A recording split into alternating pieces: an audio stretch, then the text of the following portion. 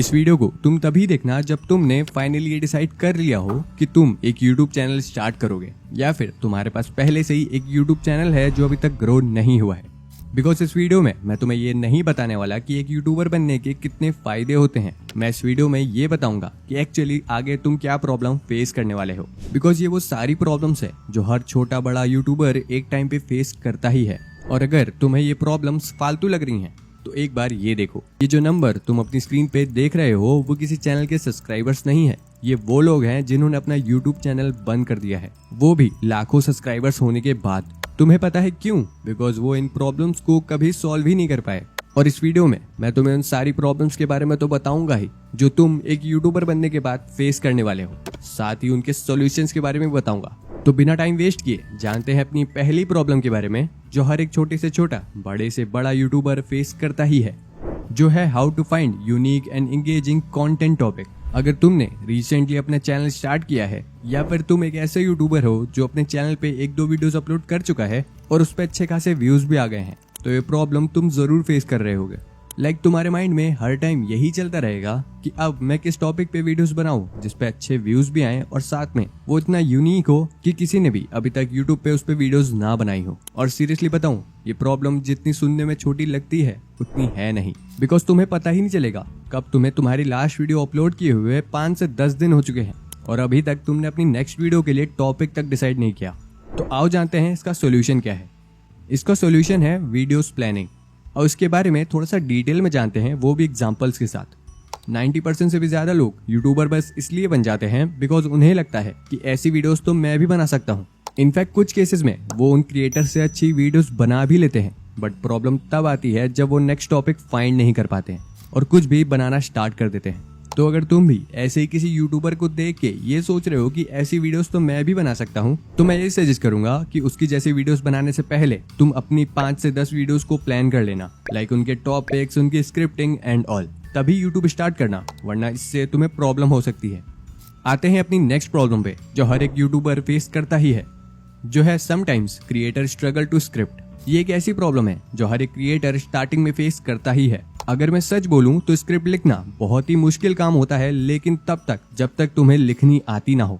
Seriously, अगर आज तक तुमने कभी भी स्क्रिप्ट नहीं लिखी है तो तुम्हें स्टार्टिंग में बहुत प्रॉब्लम होने वाली है। बिकॉज तुम्हें हर टाइम यही क्वेश्चंस और प्रॉब्लम फेस करनी पड़ेगी जब तुम अपनी पहली स्क्रिप्ट लिख रहे होगे। तो आओ जानते हैं उन सब के बारे में।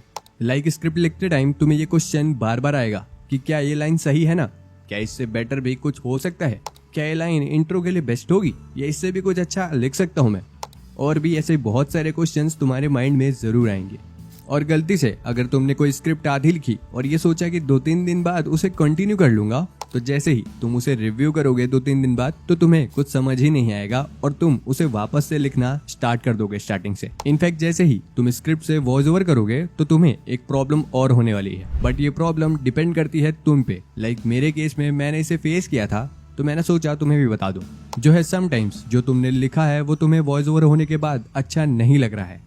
कभी कभी तुम्हें ऐसा लगेगा कि इसकी जगह मैंने कुछ और लिखा होता, या फिर तुम वॉइस ओवर करते टाइम ही उसे चेंज करके कुछ और बोलना स्टार्ट कर दोगे। तो आओ ये जानते हैं इन सारी प्रॉब्लम्स का सोल्यूशन क्या है। इसका सोल्यूशन ये है कि जब भी तुम अपनी स्क्रिप्ट लिखना स्टार्ट करो तो उसे पॉइंट्स में डिवाइड कर दो। एग्जांपल के लिए मान लो मैं एक स्क्रिप्ट लिख रहा हूँ जिसमें मैं बीजीएमआई में रिकॉल कैसे कंट्रोल करते हैं ये सिखाने वाला हूँ, साथ में परफेक्ट सेंसिटिविटी कैसे फाइंड करे ये भी बताऊंगा, और 3-4 पॉइंट्स और कवर करूंगा इस वीडियो में। तो मैं सिंपली पूरी स्क्रिप्ट को उतने पार्ट में डिवाइड कर दूंगा जितने पॉइंट्स को मैं कवर करने वाला हूँ अपनी स्क्रिप्ट में। अब मान लेते हैं मेरे पास 5 दिन है ये स्क्रिप्ट को कंप्लीट करने के लिए, तो मैं 5 पॉइंट्स को 5 दिन में कवर करूंगा। एक पॉइंट को एक दिन में, अगले पॉइंट को अगले दिन में।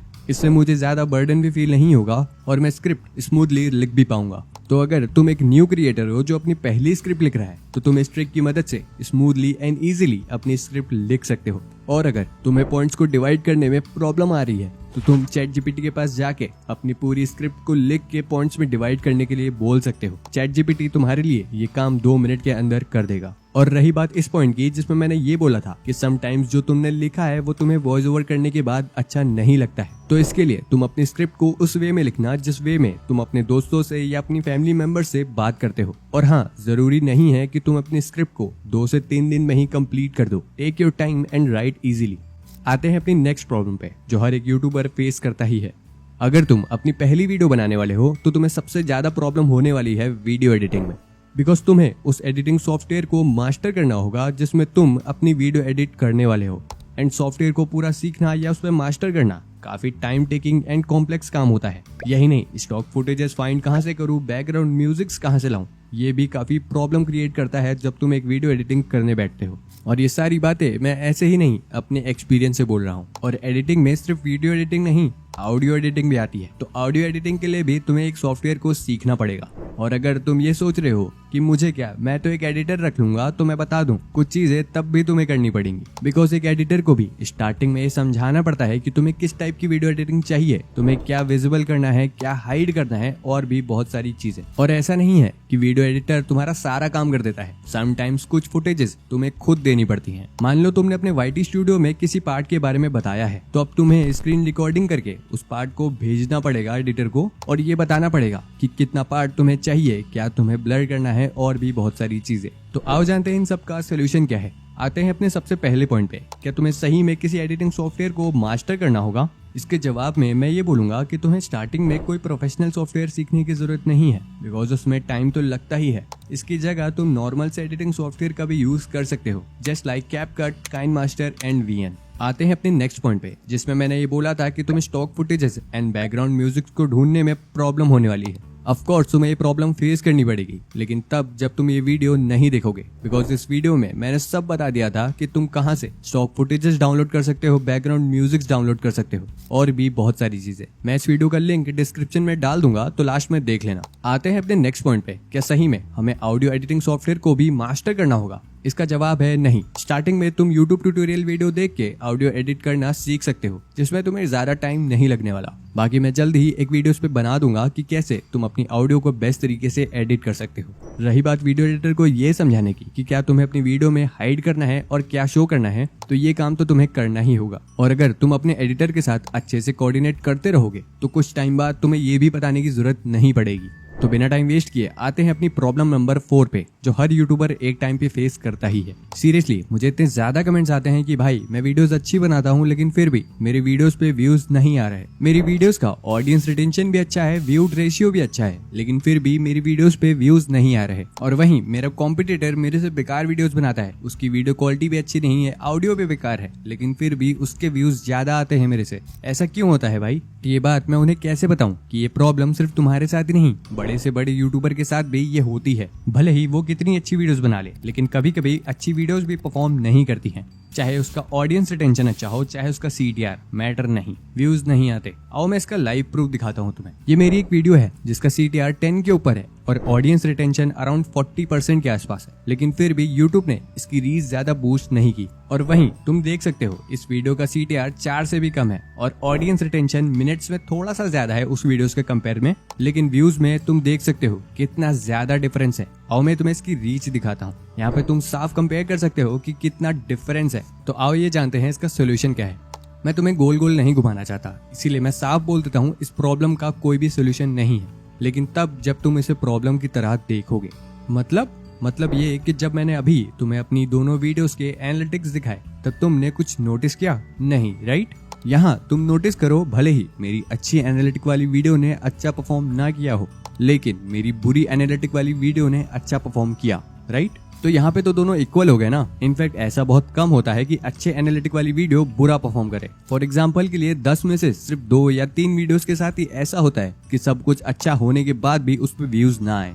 बिकॉज ऑफ मैंने तुम्हें उसे एक प्रॉब्लम की तरह शो किया, इसीलिए वो तुम्हें प्रॉब्लम की तरह दिखी। और ऐसा नहीं है कि ये सिर्फ तुम फेस कर रहे हो, मोस्टली जितने भी क्रिएटर्स हैं यूट्यूब पे, वो सब कभी ना कभी ये फेस करते ही हैं। लेकिन एक बात जो हम सारे एक्सपीरियंस क्रिएटर जानते हैं, वो ये है कि भले ही ये वीडियो अभी अच्छा परफॉर्म ना करे, लेकिन बहुत ज्यादा चांसेस हैं कि आगे जाके ये वायरल हो जाए। आते हैं अपनी प्रॉब्लम नंबर 5 पे, जो हर यूट्यूबर फेस करता ही है, चाहे वो छोटा हो या बड़ा। मैं तुम्हें एक हार्श रियलिटी बताता हूँ, जिसको सुनने के बाद तुम भले ही अभी गुस्सा हो जाओ, लेकिन जब तुम एक यूट्यूबर बनोगे तब तुम भी इसे यूज करोगे, जो है ज्यादा व्यूज गेन करने के लिए क्लिकबेट्स का यूज करना। सीरियसली यूट्यूब पे आज तक जितने भी चैनल बने हैं, बहुत ही कम होंगे जिन्होंने इसका यूज ना किया हो। लेकिन मैंने ये रियलाइज किया है कि एक्चुअली क्लिकबेट भी 2 टाइप के होते हैं।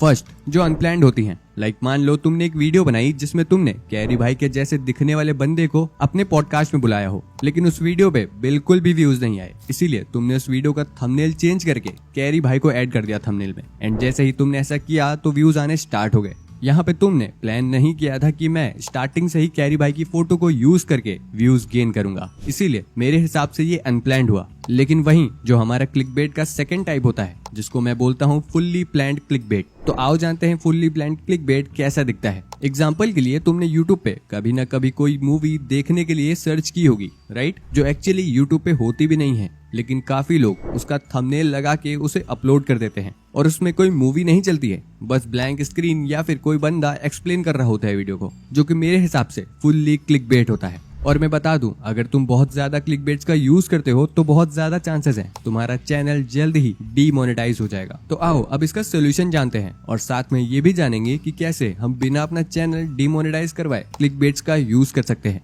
टू बी ऑनेस्ट, तुम बेशक क्लिकबेट्स का यूज कर सकते हो, लेकिन मेरी मानो तो उतना ही करो जितना तुम्हें जरूरत हो। बिकॉज अगर तुम बहुत ज्यादा क्लिकबेट्स का यूज करोगे तो बहुत ज्यादा चांसेस हैं कि काफी लोग तुम्हें रिपोर्ट कर दें, जिससे तुम्हारा चैनल डीमोनेटाइज हो सकता है, चैनल की रीच डाउन हो सकती है, तुम्हारे चैनल की ऑडियंस का ट्रस्ट टूट सकता है, तुम्हारे चैनल की व्यूअरशिप डिक्लाइन हो सकती है और भी बहुत कुछ। तो क्लिकबेट्स का यूज करना तुम्हारे लिए काफी हेल्पफुल तो हो सकता है, लेकिन उतना ही रिस्की भी हो सकता है। लेकिन तुम इन बातों को ध्यान में रख के क्लिकबेट्स का यूज कर सकते हो, बिकॉज इन सारी टिप्स को अप्लाई करने के बाद बहुत ही कम चांसेस है कि तुम्हें कोई नोटिस कर ले क्लिकबेट करते टाइम।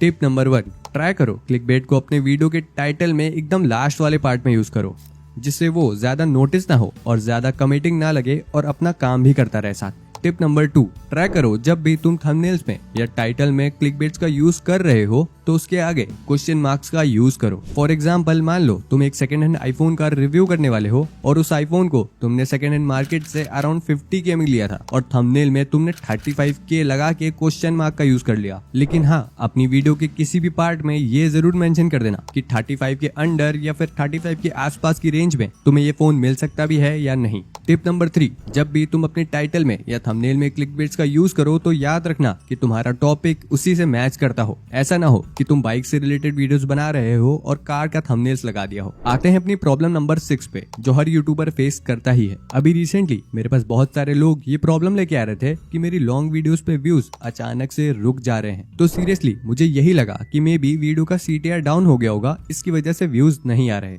लेकिन जैसे ही मैंने उनकी सारी वीडियोस के एनालिटिक्स को देखा, तब मुझे समझ में आया कि ये प्रॉब्लम CTR या वीडियो के किसी भी एनालिटिक वाले पार्ट से नहीं है। लाइक जैसे अभी तक हमारे shorts channel for no reason freeze होते थे, अब वैसे ही लॉन्ग वीडियोस वाले चैनल भी फ्रीज होना स्टार्ट हो चुके हैं। लेकिन यहाँ पे एक चीज जानने वाली थी कि जितने भी चैनल्स पे ये प्रॉब्लम आ रही थी वो सारे मोस्टली न्यू थे। लाइक उन पे 5 से 10 वीडियोस ही अपलोडेड थी और वो सारे चैनल लास्ट 2 मंथ्स के अंदर ही क्रिएट हुए थे।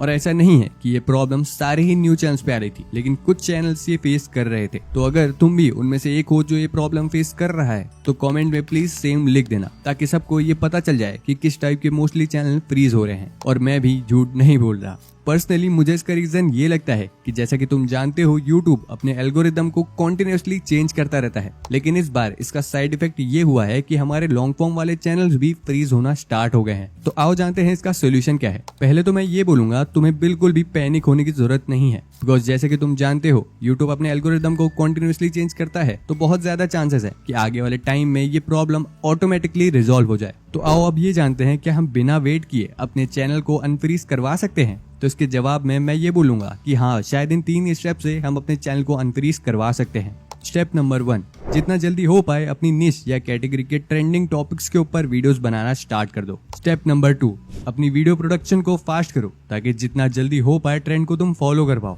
स्टेप नंबर 3, अगर तुम अपनी वीडियोस में हैशटैग्स एंड कीवर्ड्स का यूज नहीं करते हो तो जितना जल्दी हो पाए ट्रेंडिंग हैशटैग्स एंड कीवर्ड्स का यूज करना स्टार्ट कर दो। जितना ज्यादा हो पाए अपने सब्सक्राइबर्स के साथ टच में रहो और उनको ये बोल दो कि बेल आइकन जरूर से ऑन कर लो, ताकि कोई भी वीडियो अपलोड करने के बाद वो तुरंत उसे देख लें और तुम्हारा चैनल फ्रीज ना होने दें। बिकॉज यूट्यूब का एल्गोरिदम तो कॉन्टिन्यूसली चेंज होता ही रहेगा। मे बी अभी ये हमारे लिए अच्छा नहीं है, लेकिन आगे वाले टाइम में ये हमारे लिए बेस्ट बन जाए।